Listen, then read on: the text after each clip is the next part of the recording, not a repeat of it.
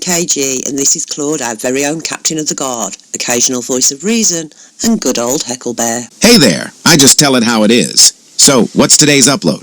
Well, today it's another Crown controversy, and this time Meghan being left out of the vast royal collection. Wait, is that crockery I hear smashing in Montecito?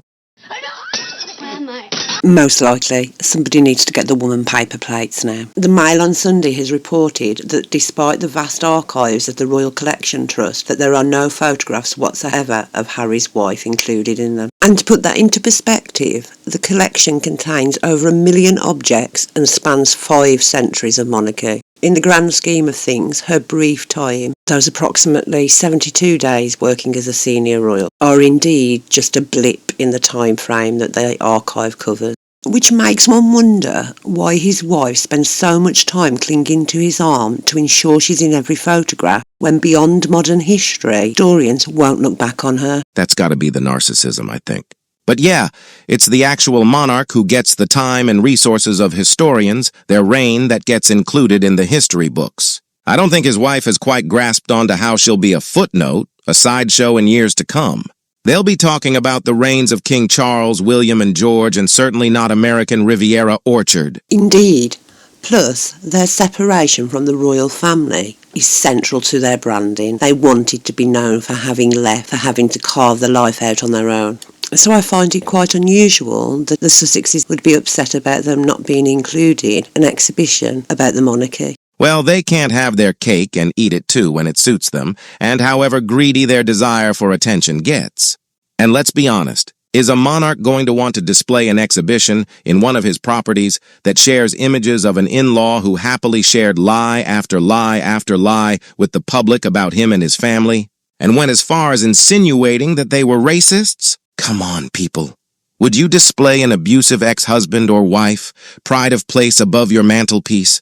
I know I certainly wouldn't. Me neither. But there is actually a really simple explanation for this, or one that they could have used as an excuse. The exhibition is actually titled Royal Portraits, A Century of Photography, and there lies the reason why there aren't any included of his wife. There were no royal portraits commissioned. And if that sounds outrageous to anybody, honestly, calm down, because it's not unusual. The highest number of any commissioned artworks are always of the monarch. That's true with family now, and that's true historically. Now, there are a couple of photographs of Harry and his wife on their wedding day on the Royal Collections Trust website.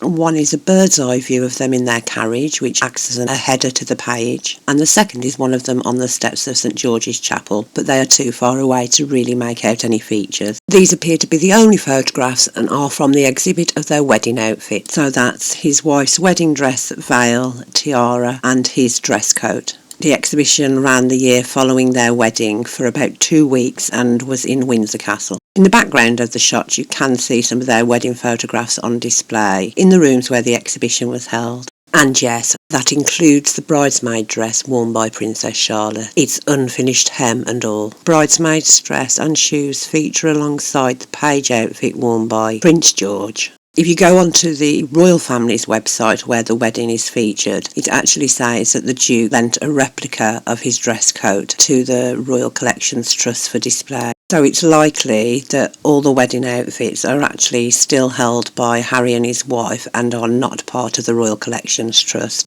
They were just loaned for the exhibition. And it appears that the wedding photograph, if held by the collection, are not included in the current portrait exhibition because they were not official portraits, and the couple don't appear to have been included in any other of the recent exhibitions. Not that the subject matter would warrant their inclusion. The royal household themselves declared that no such photographs are actually held of the couple or their children. So the photograph of their son with the late Queen was not an official portrait?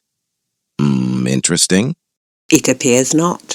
The photographs selected were chosen for what they can tell us about the evolution of royal portrait photography. The exhibition includes photographs of the late Queen and her sister, our current King and Queen, and the stunning portrait of Catherine, Princess of Wales by Paolo Roversi. It appears our late Queen had the foresight not to submit trailer trash-esque royal portraits to the royal collection.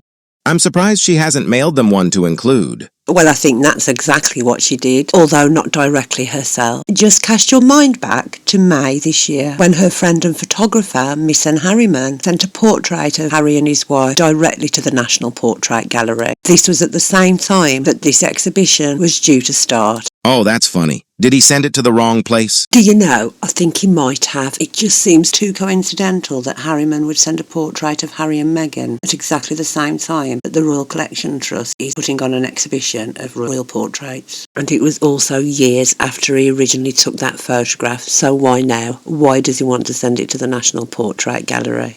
And interestingly enough, I don't believe they held any, apart from the royal wedding photographs and the christening. Either way, it hasn't been included in the Royal Collections exhibit, and it hasn't been included at the moment on show in the National Portrait Gallery. In fact, if you go onto the National Portrait Gallery's website, there is currently no image of this portrait sent in. And there's a few of us who'd like to keep it that way.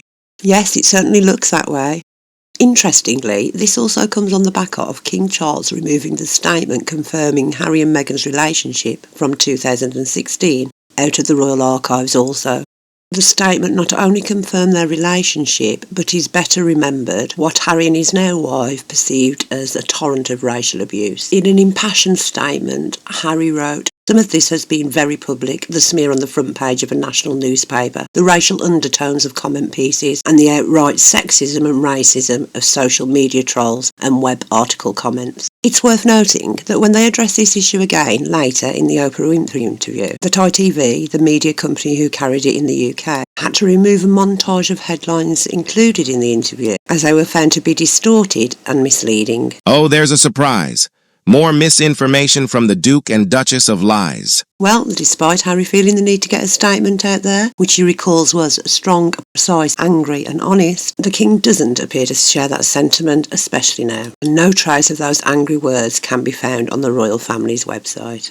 Thank goodness for that. For one, it's not becoming of monarchy to be having a rant, yes, King Charles, that pen stress included. And two, the more that Harry and his wife's hostile behavior is disassociated with the actual royal family, the better. I agree, Claude, and further news stories are indicating that this will be the case moving forward. In fact, only this week it has been reported that Harry and his wife have been snubbed from the royal family's annual summer trip to Balmoral Castle in Scotland. The late Queen was known for having maintained an open invitation for the couple and their children. However, Harry and his wife had never accepted the offer, instead leaving a will they or won't they scenario across the press. But now People magazine, one of the couple's favourites, is reporting that the couple haven't actually been invited for years. This doesn't surprise me, whether it's just this year or it has been a few. Why would the royal family want to holiday with relatives who have gone above and beyond to tarnish their reputation and bring down the institution they represent? I know, but I think for King Charles, it's his son, so he has always wanted to have the door open for reconciliation, or that's how it's appeared to be. Be that as it may, but His Majesty is now unwell, and even the most devoted of fathers could be forgiven from wanting time out from such a destructive relationship. They could, and I am sure it is fresh in their memories, like it is ours, that the last time Harry visited his father, after his diagnosis of cancer, Harry immediately turned to the USA and reported about it in a media interview. And, according to royal reporter Richard Eden, even the last phone call between the King and Harry was immediately shared with the press. Ironic, huh? Especially when it's Harry who bangs on about the leaking and sharing of stories. Yes, apparently leaks are only an issue if the negative impact falls on the Sussexes. I think with the current health concerns of the King, the Princess of Wales, and not forgetting Princess Anne's recent stay in hospital, that private meetings with his son are just becoming a security concern, let alone how uncomfortable it must be after all the damage that Harry has caused to his family. Yes. Not what any of them want, particularly the Wales. They'll be going to Balmoral looking forward to catching up with family and having the opportunity to relax and unwind. And if Harry or his wife think that they can drop his father a call while he's away for the summer, then they'll be met with a similar response, this time phone call decline. Again, I don't think that you can blame the King for putting himself and the other royals first. This family needs time to heal. They do. But I expect that the Sussex camp will inundate the media with stories throughout this holiday period. But from what we've seen of our royal family, they should hopefully just shut it off and enjoy the Scottish Highlands. I have no doubt they will. Well, folks, that's it for today. So if you could do all the good stuff, click those like and subscribe buttons and look out for our next upload. We'll be back next week with more reactions to the royal news stories and our opinions on them. Thanks for watching and see you again soon. King's Guard, at ease. Fall out.